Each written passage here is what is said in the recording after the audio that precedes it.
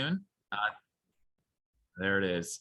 Thank you for joining us. It's amazing to see the interest in today's Transit Talk debriefing of the 2022 state legislative session. I'm Matthew Sutherland. I'm the Advocacy Director for Transportation Choices Coalition. TCC is a policy and advocacy organization in Washington State. We work to bring people more and better transportation options that are healthy, sustainable, and accessible. We'd like to start by taking a moment and acknowledging that while we are gathering today virtually, our panel is joining us from unceded lands in the Pacific Northwest. We're calling in from the tribal lands of the Coast Salish peoples, specifically the Duwamish, Snohomish, Suquamish, Puyallup, and Steilacoom people. We're dropping a resource in the chat and invite you to learn about the land that you are on, and we welcome you to acknowledge it in the chat as well. Indigenous people are still here, many of whom, like the Duwamish, are still fighting for federal recognition. Mobility for all cannot be achieved without recognizing those who first navigated these spaces. And as we work towards building a more accessible world, let us honor the physical spaces we occupy in the Native communities, past, present, and future, who live and thrive here. Before we get started, I just wanted to point out a few things about our virtual space. First, we have enabled captions for this talk. If you'd like to show or hide the subtitles, you may do so using the options at the bottom of your Zoom screen under live transcript.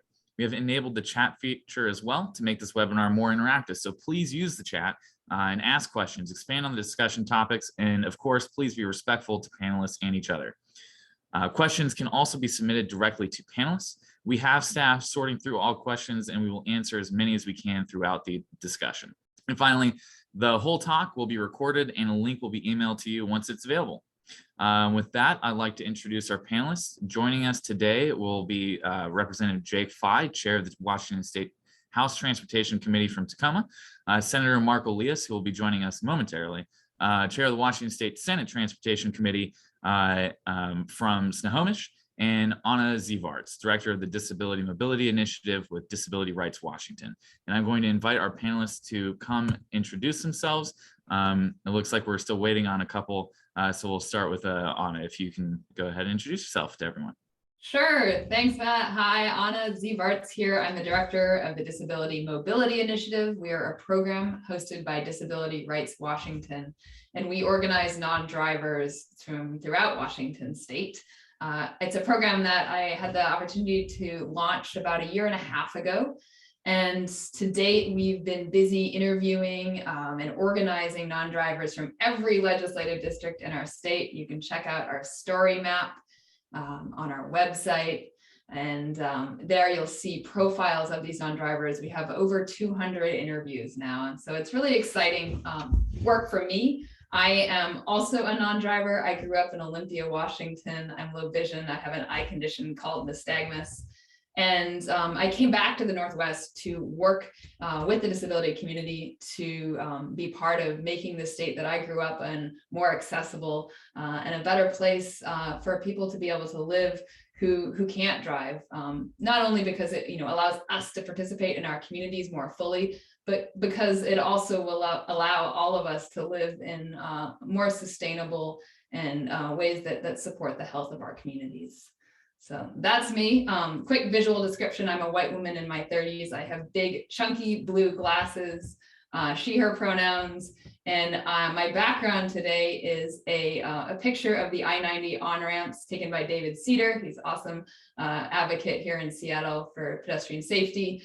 And there's a group of folks trying to cross this unsignalized on-ramp. With some folks in fluorescent neon colors trying to get everyone safely across in the rain. And that's me. All right, it looks like we're still waiting on some of our panelists to arrive here. So while we're doing that, let's go over some of the big highlights from the Move Ahead Washington package. And I'm sure you've heard on Friday, the governor finally signed both the revenue and spending bills into law. So we're really excited that Move Ahead Washington has crossed the final hurdle. And so we're going to post in the chat a quick link to our blog posts talking about the top 12 highlights of Move Ahead Washington. So this is a historic investment in transit and active transportation. This watershed and transformative package will invest more than $4 billion in transit and active transportation projects. This is more than quadruple the amount the state has historically spent on these critical projects, and that's pretty big progress. Also, there's more money for transit and active transportation than for new highways. A budget is a moral document, and for the first time in our state's history, this package invests more in transit and active transportation than new highway capacity. And that's the start of a much needed sea change. And then one of the things we're most excited about is that kids are going to ride for free. Move Ahead Washington provides resources for every transit system in Washington to go fare free for riders under 18, including transit, passenger rail, and ferries. This is the only program like this in the entire country, and it creates access to opportunity for a new generation of transit riders and lowers transportation costs for families. And while we're still waiting on some folks, Anna Zievarts, do you want to talk to us about the driver study, the non-driver study that's included in the supplemental transportation package? Sure. Yeah, this is Anna speaking. And I realized as I'm pasting our story map to the link, there's a photo of one of my fellows, Vanessa Pruitt, who's in the Tri-Cities area. We share a Zoom account, and that is her photo, not mine, popping up there. She's doing some awesome organizing of transit riders in the Tri-Cities right now. So yeah, the non-driver study, this is something that we're really excited about. Over the summer, we took our story map, our story map interviews and combined them into a research paper that really highlighted the needs of non-drivers in our state.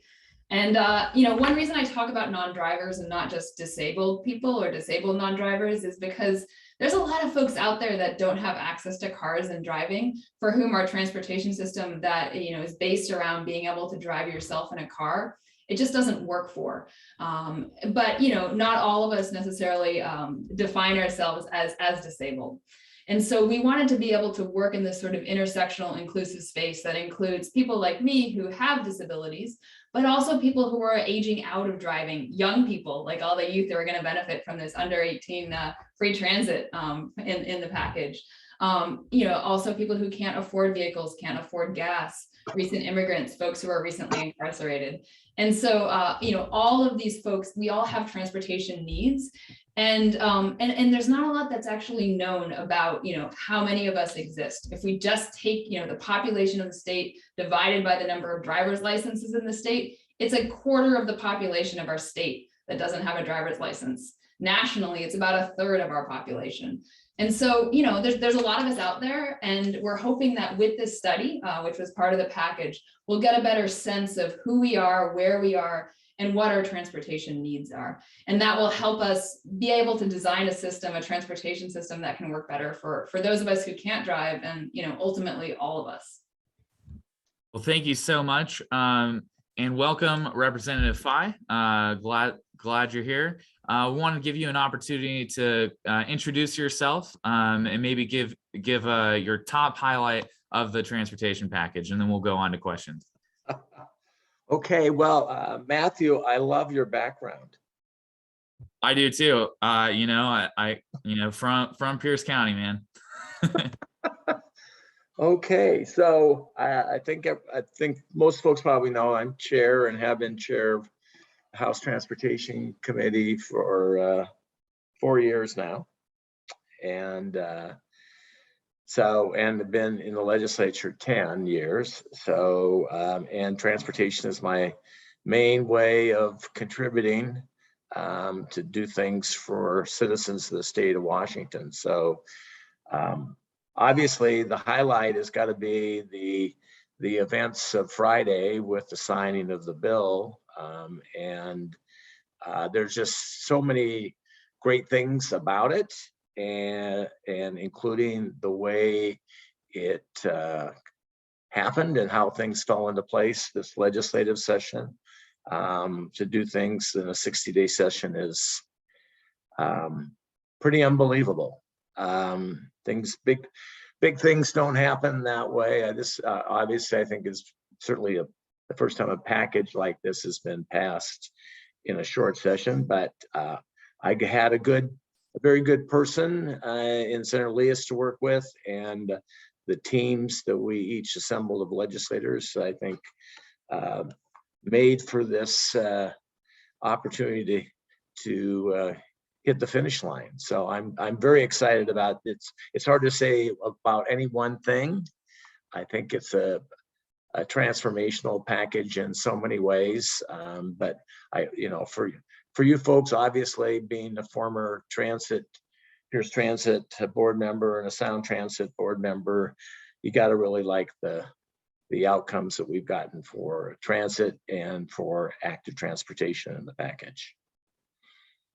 Yeah, absolutely. I think, we're all really excited about it. And we're gonna, speaking of the big picture and all this hard work that went into making this happen in only 60 days, let's start with kind of like the bigger picture. And for you, Representative Fye, I want to start this question off for you more specifically, but what led to this moment where we're seeing historic levels of investment in public transit? And what do these investments in transit and active transportation mean to you? And what do you think they're going to mean for people across the state who travel by bus, bike, and sidewalk? Well, I don't want to overestimate what we've done, because when you take a step back and look at the big picture, there's a lot of transit needs across the state of Washington. What's great about this package is that this is an unprecedented level of investment, especially ever since we faced the IMAN initiatives and the way things were rolled back, and policymakers at the time made a mistake. This is not the only area that was made a mistake. We recently just suffered through a pandemic, and one of the other things that suffered through those IMAN initiatives was investments in public health. In terms of what it will mean, is I'm hoping it's got to mean better access. I'm hoping that's more as universal as possible, but and also I think I heard Anna talk a bit before I spoke about the study. It's a small item in terms of dollars, but the things that I've dealt with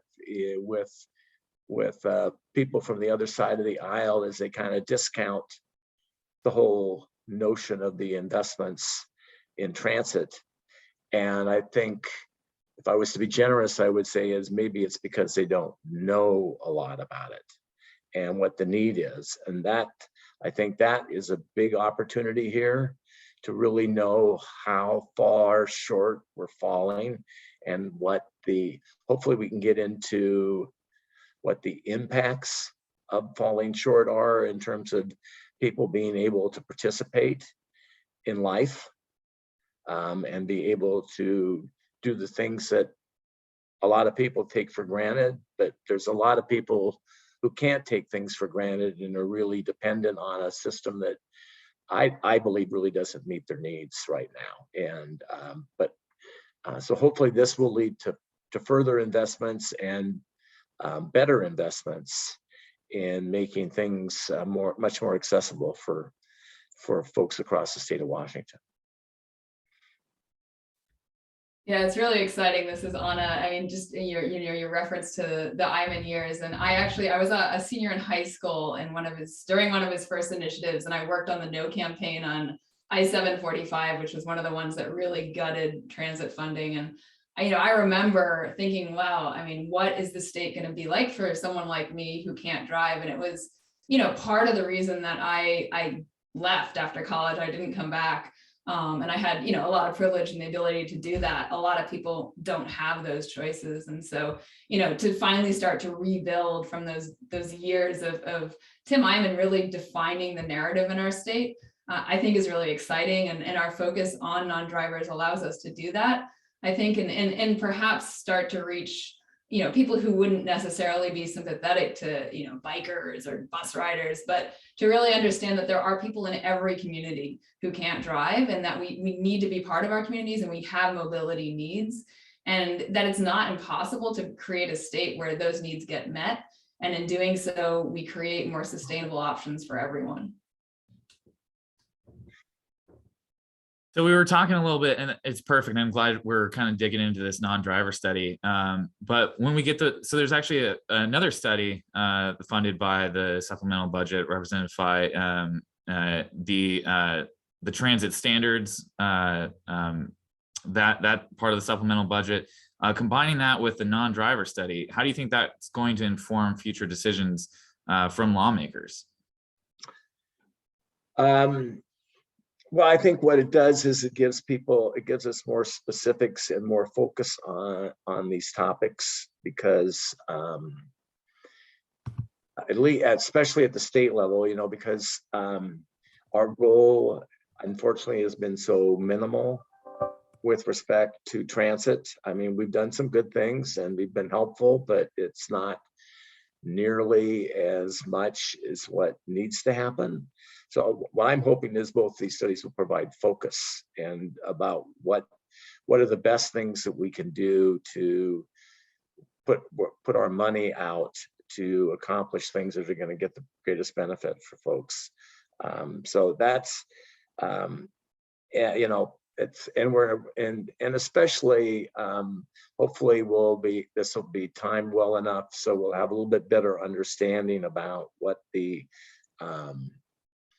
new normal is for transportation. I mean, I've always kind of cashed it out in a couple of different ways. One is the traditional transit operations that are at least the most long-standing traditions have been helping folks who don't have choices or have bad choices about how to get around and conduct their daily life.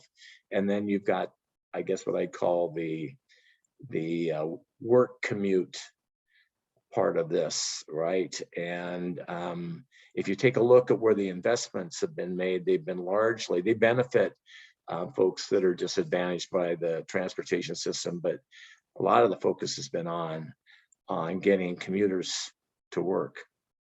And I think we've really, we put minimal increases, what we could do for special needs transportation and for transit mobility, but I'm hoping that we'll get a better understanding of how we can better serve the folks that really, I think, benefit the most from a very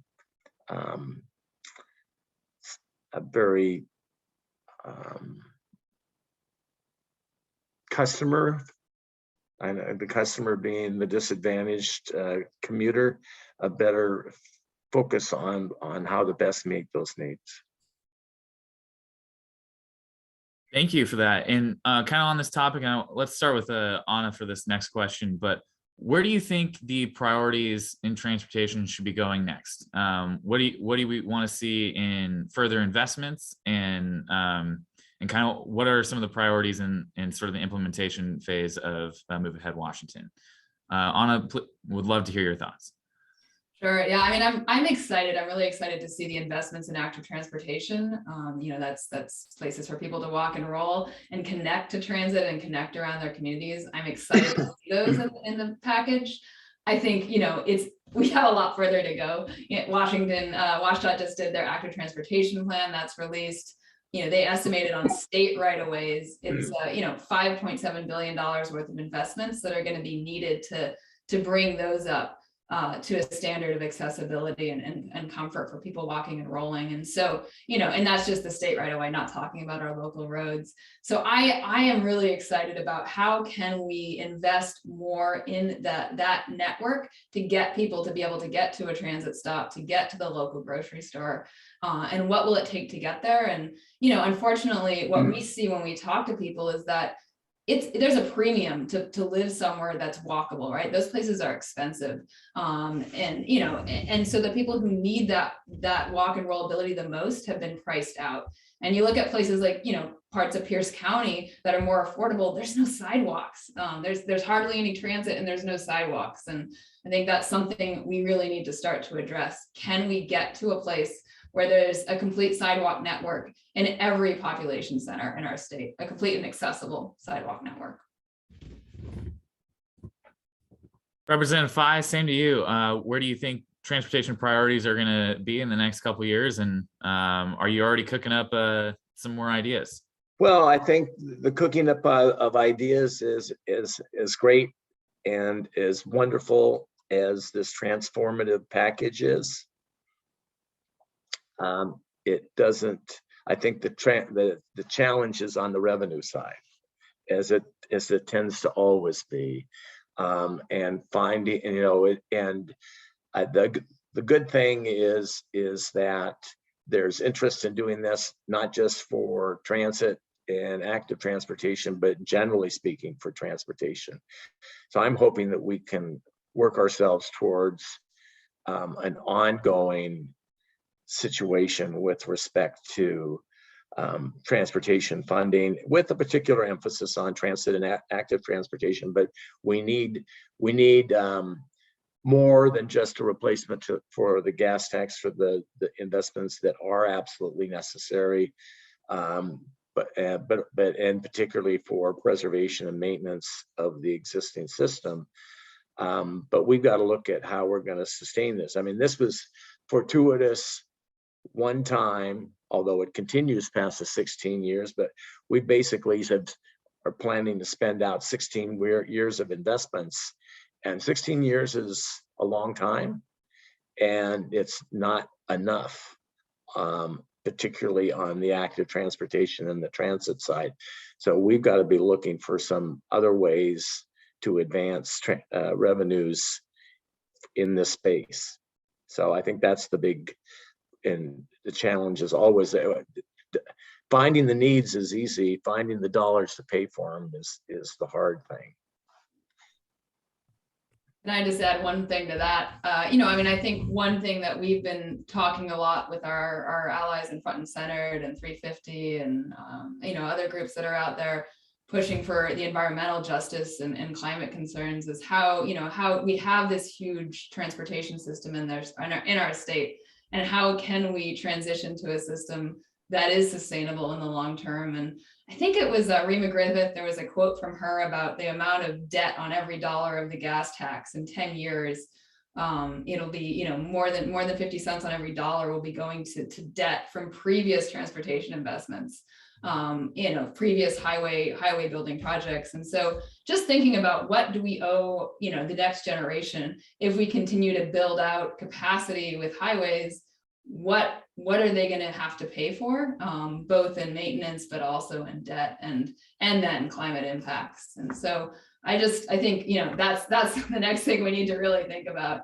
I think about my kid, what kind of transportation infrastructure is he going to inherit, and what kind of debt? Well, on the topic of Move Ahead Washington, just a little bit more specifically, let's talk about getting in just a little bit into the weeds for some of our policy wonks in the audience. Representative Fye, what specifically will Move Ahead Washington mean for transit agencies? What can we expect to see as improvements to transit service and active transportation infrastructure? And I think a lot of people want to know, when will kids be able to start riding for free? Yeah, so there is, I think it's harder to say about timing on these things, because we certainly have some goals in terms of doing the turnaround to make it transit free for 18 and younger. But there'll be some, process situations that will have to be addressed. But I'm hopeful soon. The money doesn't come in. The actual money from the Climate Commitment Act doesn't come in until the last quarter of our biennium, which is April of next year. So we'll try to front the money, so to speak, and to get things started. And we put some things in our budget to do that by taking money from other areas out of our multimodal accounts to advance some of these things. But you can't advance everything, but just when you don't have the cash to pay for it. And our multimodal funding is on a cash basis, and we won't be borrowing against the climate commitment money. So it'll be, which is, as Anna pointed out, which is probably not a bad thing, that we're not going to let others pay for improvements we make now. But do it on the basis of cash. So as soon as we can get things worked out institutionally with agreements with the different transit agencies, it's going to take a little bit of time to do that. It doesn't happen overnight. But I think you'll see some things happening. I'm not sure how each and every transit system across the state is set up to make the transition with the way in which they collect funds. But we'll be pushing hard, because I think the sooner we push on this, the sooner we get results, the sooner we send the message about where we need to head from a climate perspective and from a fairness and equity standpoint in terms of the availability of transit. But it'll take a little while to unroll, as most things do. Thank you, Representative Fye. Anna, what do you think the community's role is in this implementation, and do you see a role for advocates to be involved in this process? Yeah, I hope so. I think, we hear from folks and we've been hearing all along, right? Like the questions, when is my bus service going to improve, right? When will that sidewalk get built? And it's hard. I think it's really hard to both. I mean, it's a super complicated process, but then also that these are mostly programs that happen through grants. And so it's not like the local agency or the city can even promise that the thing's going to happen. They have to then try to go get the money, through a grant process that's competitive. And maybe they get it. And in the past, there hasn't been very much money to give out. And so chances were, even if they applied for that improvement, they weren't going to get it. And so it's hard to get people organized and excited about projects when it's such a long process. And so, the funding is such a lottery. And so I think that's a challenge with this. And so how do we actually really make it real? Like if you convince your city that this is a crosswalk that's needed, then this is the process for going there, to get that money, or, that you really, really need that Sunday bus service. How do you convince your transit agency to try to get the funds to do that? So it's going to take some organizing work. And I think it also just, structurally, it's hard to do organizing work when the outcomes are so uncertain and through these grant processes. And that's something I think, in the ideal world, right, we could change the way we do that perhaps, so that it's not, there's not so much in between. And I don't have an answer for that, but I just think it makes the organizing work really tricky. So I probably should add here, Matthew, that one of the innovations of this package is that we're putting money out to transit agencies with the stipulation that they provide service to 18 and younger.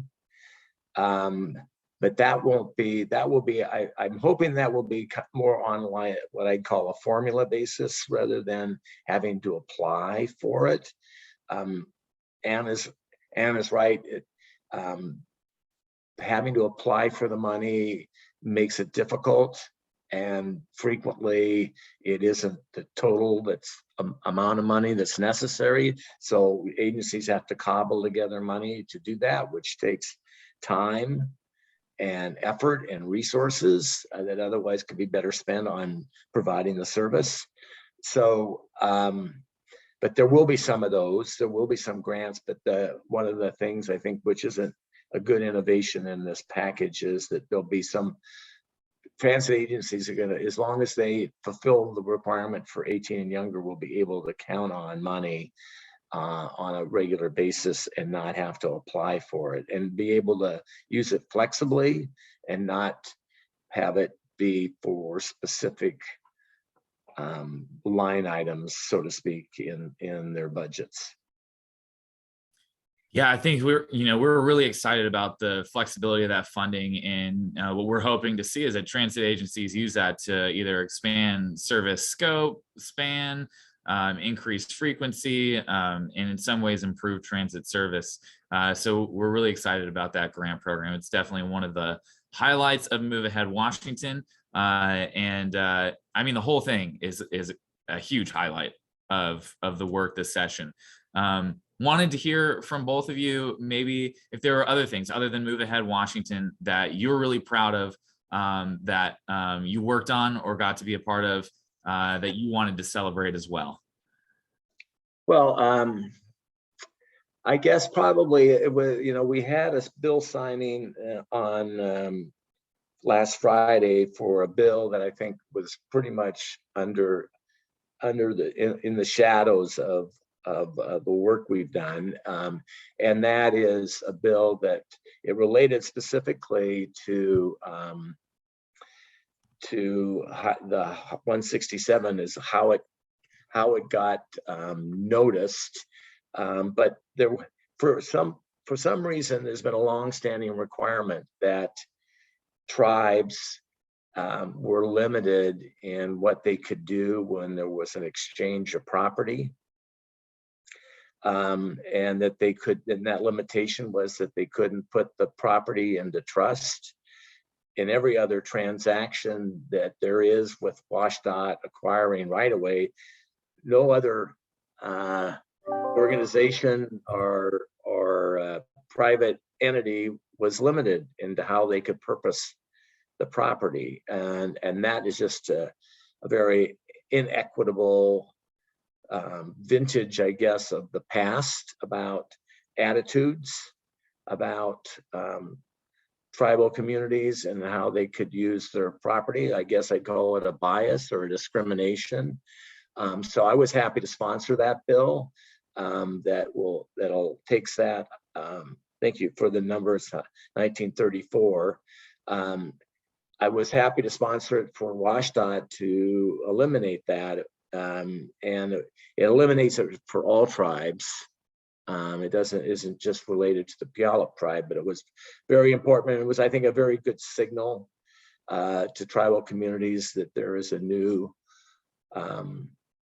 look at how we want to develop our relationship. I'd say the other part, which we haven't talked about much, is it's not so much in the bills, but is in programs so much. It kind of is an overlay, but there are, for instance, tribal transit grants in this package.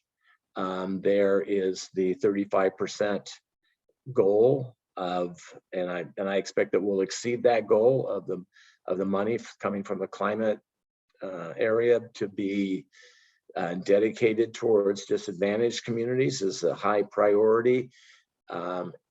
And with the HEAL Act incorporated in all of this, I think you'll see a different way of looking at projects that will be specifically looking at how, from both the process standpoint and actually whatever the build or implementation of funding that comes from our transportation investments, that there will be a hard look at what the impacts are of projects related to communities that have been disadvantaged by transportation projects in the past, and that including environmental justice and environmental impacts to those communities.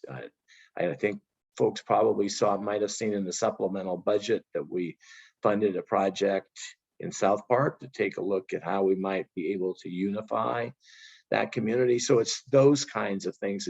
It's thinking in a way that we haven't, unfortunately, been thinking in the past about what it is that we do when we build transportation systems out of all kinds, and what's the lasting impact that we have on communities that already are burdened on the environmental justice front, let alone what an additional project how that might impact them.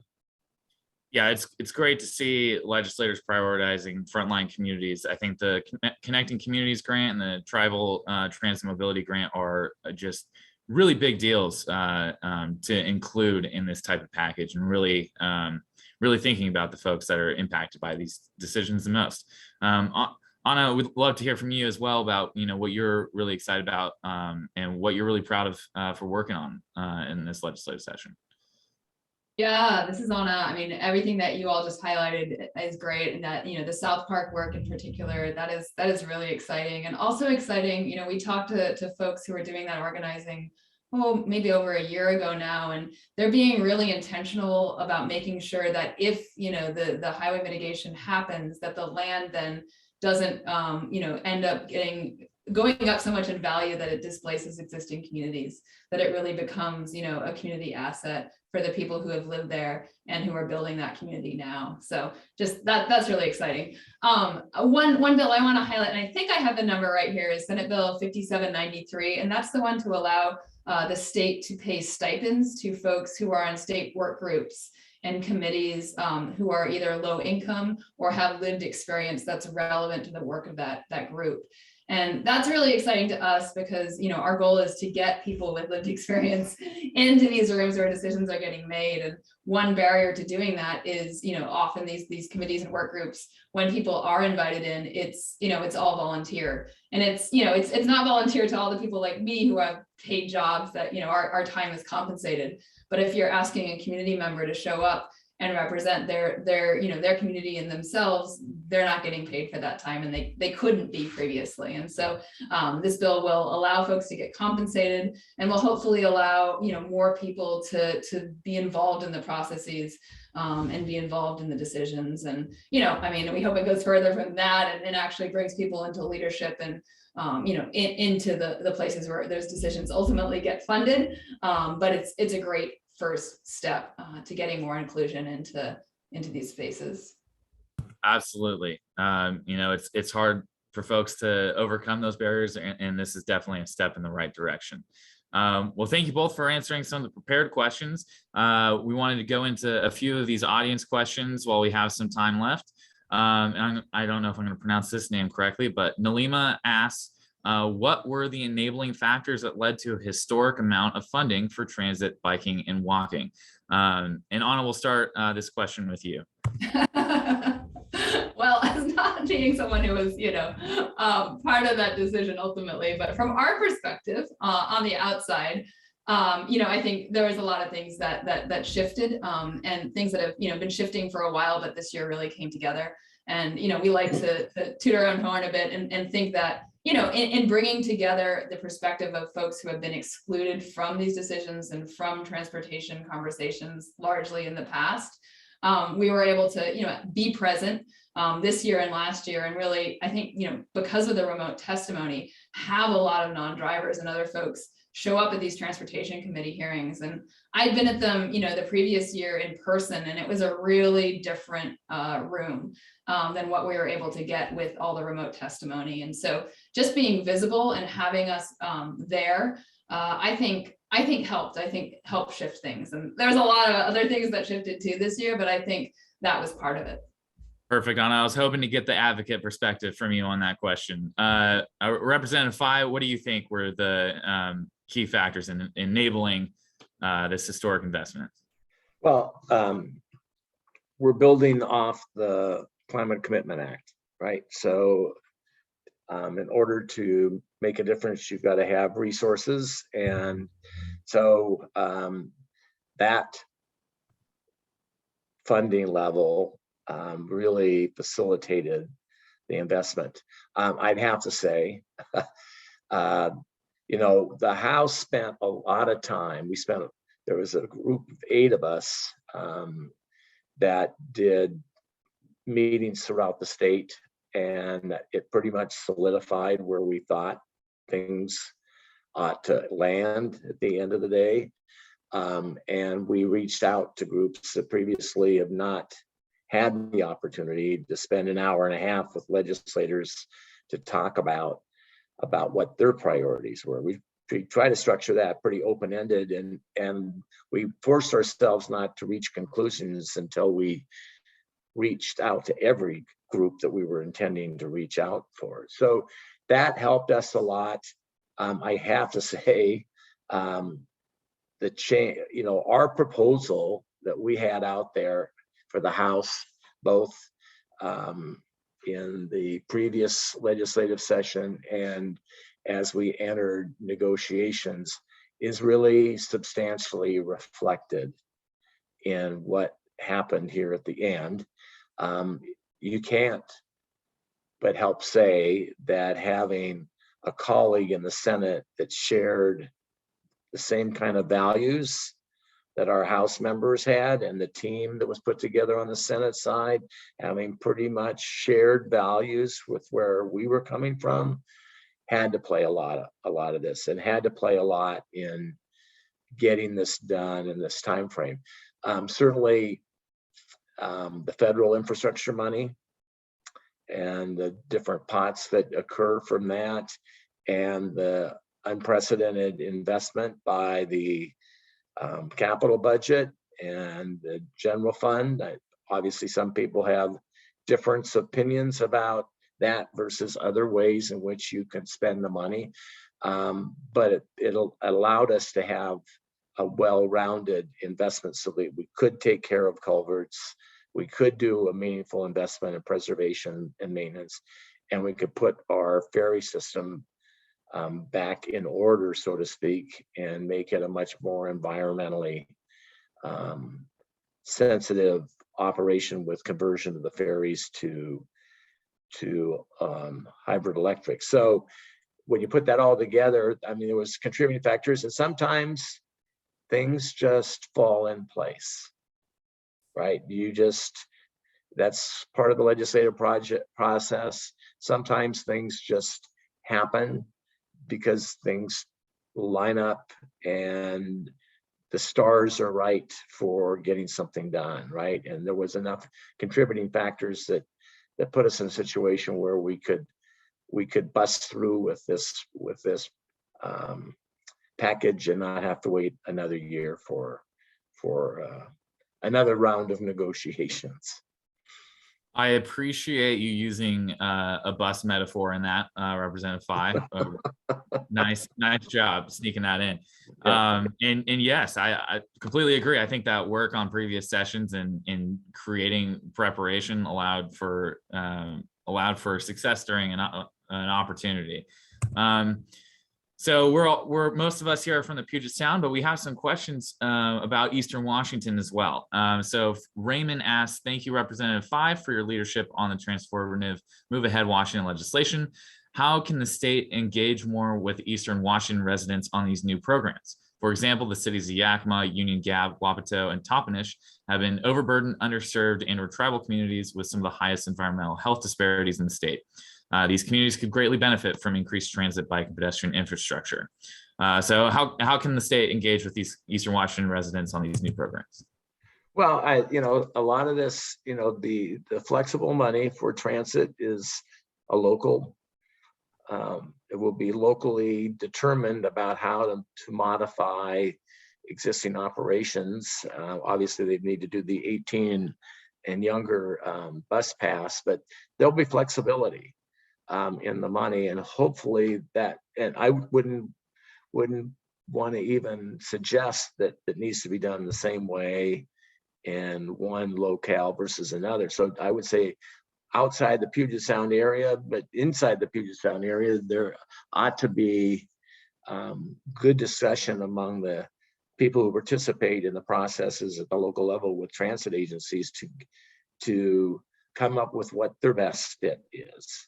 And we bumped up substantially our special needs transportation. So I think there's a lot of opportunity for engagement locally, and I hope that occurs, because one size doesn't fit all. And that was kind of the way, one of the reasons we set it up the way it was, is that communities could get together and they could have the conversations with the people that they represent and come up with something that is going to be as well as can be tuned to the local community. Awesome. Another community question. We'll start with Anna for this one. But did you have any aha moments from the session, either good or bad? Some learning opportunities for yourself, and if so, were there any surprises? And are there any legislators who you think should be acknowledged for their efforts to advance public transit?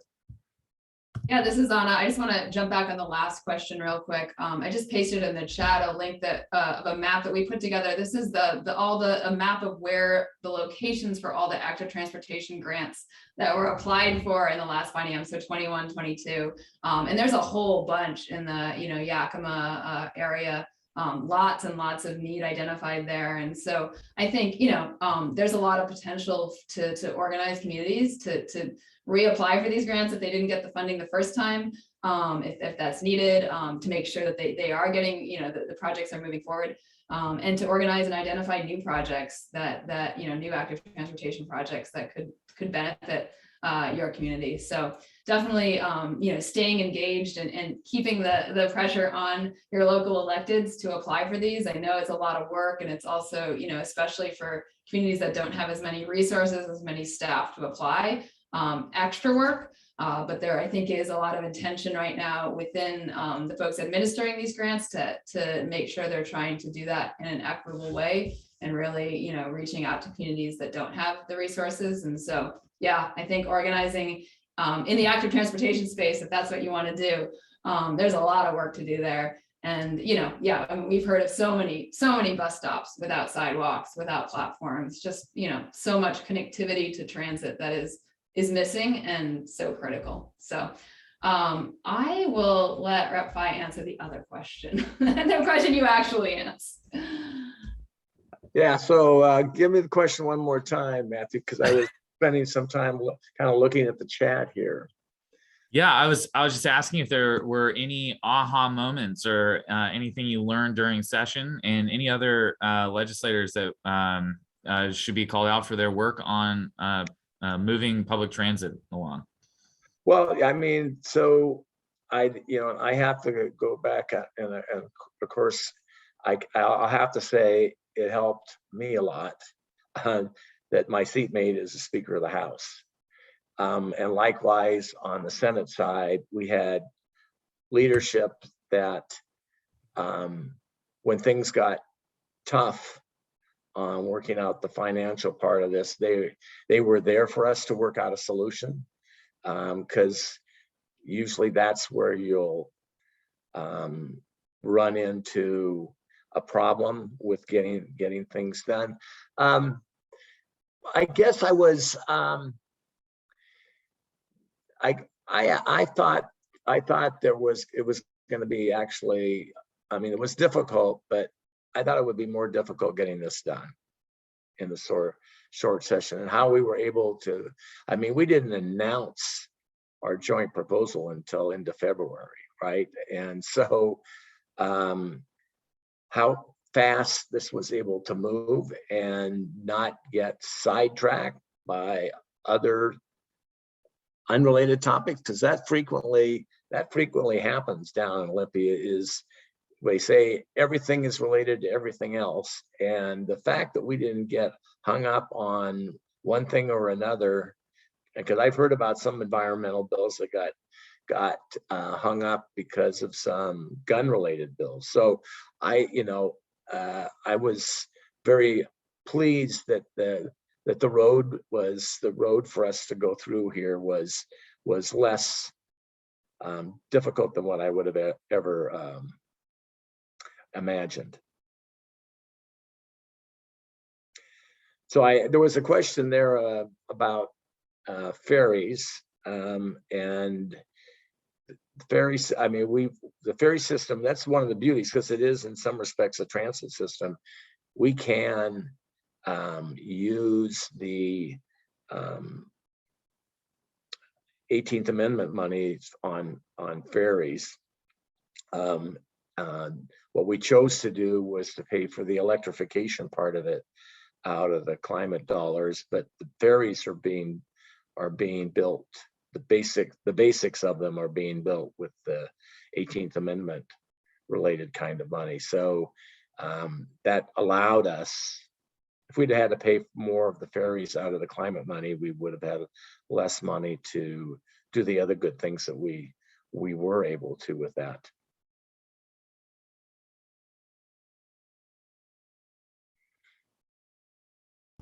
Awesome. And then who else in the legislature were key partners for the advocacy side on who else in the legislature do you think we should be paying attention to and investing in ourselves?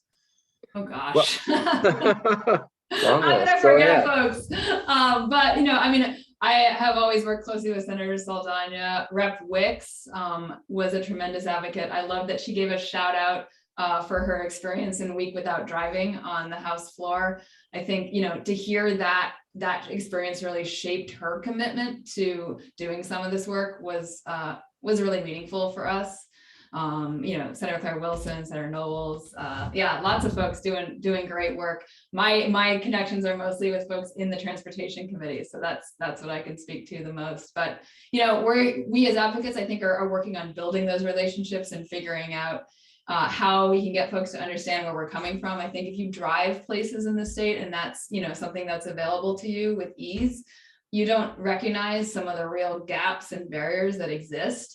And so, the work that we're doing in coalition with other groups, the work we do with Week Without Driving, which we're getting ready to do a second year this coming fall, that can really help people understand why disabled non-drivers, why non-drivers across the state are so passionate about changing things, because there really are pretty fundamental gaps in the system right now. And so we'll continue to do that work going forward, and hoping to get more allies, build more relationships. And Rep. Pye, it's been awesome to continue to have your support and your, I think you have a deep understanding of the issues that we face as well. So thank you. Both the Senate and the House built teams, right? So like I said, we had 8 members that were deeply involved, but we had great support from the rest of the Democratic members of the House Transportation Committee, and the same is true for the Senate. People focus on different things when they're in the legislature, and the part of the challenge on the transportation side for both Senator Leas and I is to work the committee in such a way that it engages the members in particular, so that they can become the advocates for the initiatives that we have, and carry part of the weight, because there's a lot to be done. There's a lot of fundamental change that still needs to happen, and it's great to have a team there to back you up and to take on challenges and work those challenges through to get them through the legislative process. Awesome. Thank you so much. Ellen asked, is there any funding for a study that has been proposed for finding out what aging in place seniors might need in terms of transit? It seems like dial-a-ride options might need updating. Do any of the studies that were funded in the supplemental budget apply or would help understand what seniors are going through more specifically? Or is there any thoughts on how we can study that issue? Well, it should be a part of the non-driver study. Whether with the resources provided, if we need to take another step, it's not unusual for us to, when we do studies, to find that, and it's kind of what government does. When we find out things in one study, it may lead to another study, which can be very helpful in getting at some of the more detailed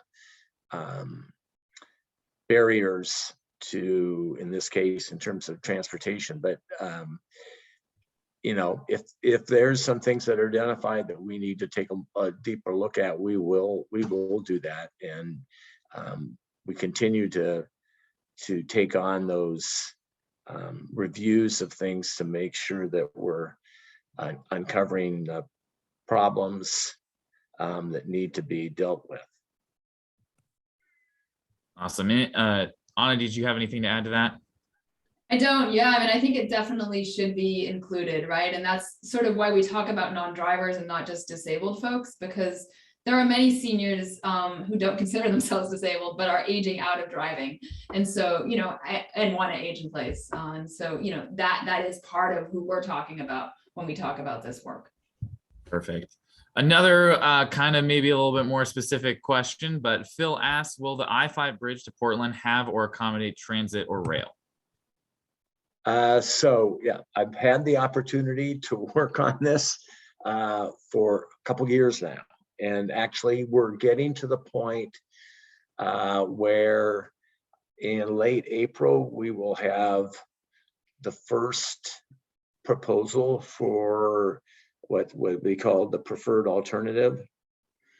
But I can say in terms of the value statements that we put together, there will be provision for active transportation and for transit, higher speed transit on the bridge than what exists. It's awful now. It's awful. It's horrible. I can't imagine trying to go across that bridge on a bike. But and maybe I should. So just to know what it's like. But that will come out. That will come out soon. The proposal about whatever that happens to be, what this staff recommends, and then the legislators from Oregon and Washington will be taking a look at that proposal. I expect that there will be a large Federal Transit Administration funding component for active transportation and transit on that facility. And Anna, do you have anything to add to that as well? I don't. I actually have. I walked across that bridge. It is very loud and kind of terrifying when they shut it down for the boats to go through. I was there when that happened and barely got off in time. So yeah, but I think, you know, making sure that whatever happens there is accessible, and, you know, that transit is a big part of it, and that we're not, you know, also further creating environmental harm and public health harm in the downtown areas that freeway goes through on either side, right? Really trying to figure out how do we create a more sustainable connection between our states. Yes, great thoughts. And Anna, would you like to send us out, close us out with your closing comments, and then Representative Fye, if you want to follow her. Sure.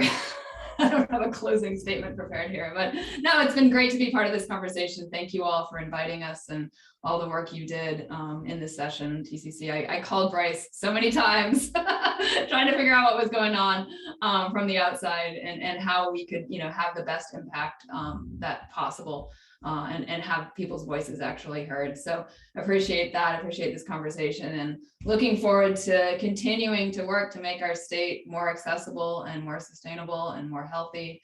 I think we can get there. We obviously still have a lot of work to do, but we are.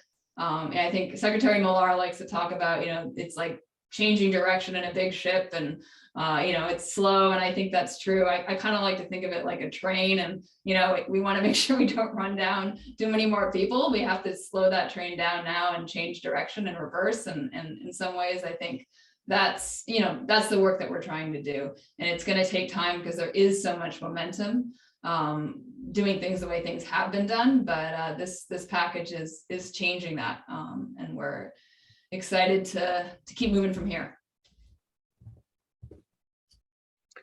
So thanks for the opportunity, Matthew. You know, I had a series of meetings every Saturday with different interest groups as we put together the package, and you're very well represented in that. Bryce participated in 2 meetings every Saturday with me for a half an hour with other folks, and I think it was very valuable to get that input on a regular basis and remember why we were doing the things we were doing, and to help us hang tough and try to get to the finish line. So I really appreciate the engagement that Transportation Choices provided, and the support. We knew it was there, but sometimes it helps to get reminded every week that it's still there, and the ask of what can be done that will help us get this great package completed. So. Well, awesome. Thank you so much. And as we wrap up, please thank our panelists. We'll be opening up the chat, so feel free to leave us any resources, comments, feedback, or future Transit Talk ideas. We will send out the recording later. We'd love to stay connected with y'all. So we hope you're going to sign up for our newsletter and attend some of these future TCC events. TCC also hosts a call on Fridays for transportation advocates around the state. If you're interested in joining, please email at me at Matthew, MATTHEW at transportationchoices.org. We'll post that in the chat as well. Stay connected with TCC via social media platforms, and we'll see you around. All right. Thank you so much for coming. And thank you, Anna Zvarts and Representative Phi for attending this conversation and being part of this. And thank you for the hard work that you both put into making transportation choices more accessible for folks around the state. Thank you.